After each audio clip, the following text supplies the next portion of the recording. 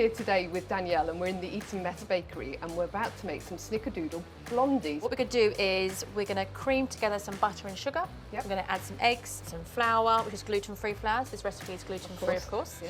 And also add some white colettes. And these are really good. It's really important to use colettes rather than like bake stable chunks, anything like that, because this eventually melts out into the blondie and makes it gooier and fudgier. And creamier. Exactly, yeah. So the colettes melt down and they're just going to dissolve into the brownie. They're beautiful. So what we're going to do is use our mixer here. We're just going to pull the lever up and put it on a low speed at first to combine the two together, the butter and sugar, and then we're going to put it on a high speed until it's light and fluffy. Okay, so this is perfectly lovely and fluffy.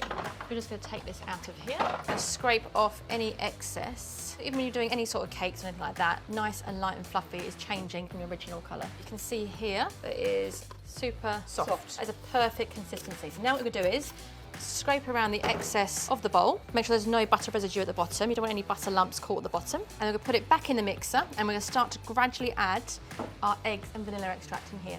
And then once that's incorporated, we'll add the dry ingredients. Our butter and sugar is fully mixed, added our eggs to it, and it's got a nice consistency. And now we're going to add our dry ingredients. So we've got our white chocolate colettes here, and we've got our mixture here. So we've got a gluten-free flour. The gluten-free flour then, do we have to change anything when we cook with the No, to be honest, whenever I do a recipe, I don't generally work from a regular recipe anyway, and I adapt it to gluten-free. It's really good using the chocolate. Yeah. It's going to help give it Help structure. it give structure, exactly. Yeah. So all I'm going to do is going to pour the flour mixture in. We've got the gluten-free flour, ground cinnamon, salt and bicarbonate of soda in there, and that just helps give that extra little lift. Yeah. And then we've got the white chocolate colettes, they just go straight in. So we're going to add those now. Okay. That is all ready and it is beautifully mixed, all incorporated lovely. So we've got a baking tin here. So we've got our mixture here, all lovely and incorporated. We're just going to put this into the tin and we're going to spread it out and then literally put some cinnamon sugar on the top and then put it in the oven. It's a very simple, easy to use recipe. The Blondie keeps for about a week or so in a Tupperware container. Yeah. But it can be frozen. Literally just hold your tin in place, push it into the corners of the tin and it will rise quite a bit. So don't worry, it's quite shallow.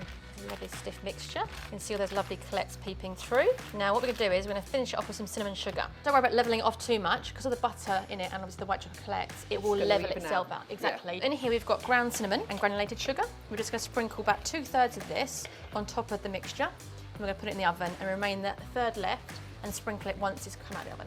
Okay, so you get a crunchy layer on top. Exactly, yeah, because it does dissolve into the mixture slightly. Yeah. Evenly just, and then we can put it in the oven on 160 degrees fan for about 20 minutes for this tray. Okay. And then it should be ready. I've just taken it out of the oven now and I'm going to sprinkle on that remainder cinnamon sugar we left aside. Yeah, it smells great. Oh, it's lovely, really, really lovely. It fills the kitchen with a beautiful aroma. Just sprinkle that on the top. Cool, so that is all done. I'm going to pop that in the fridge to make it set and then bring it out and it's easier to cut when it's cold. Yeah. Just put that in the fridge now. That's nice and set. Shimmy it out of the tin and cut that into nice, whatever size chunks you fancy really. Yeah. Just gonna pop off the end.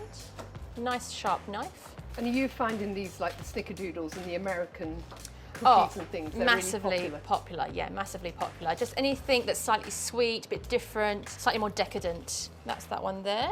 And then obviously the further you go inwards, the gooier it gets. Yeah, and that's all ready to eat there. Keep in the Tupperware about a week.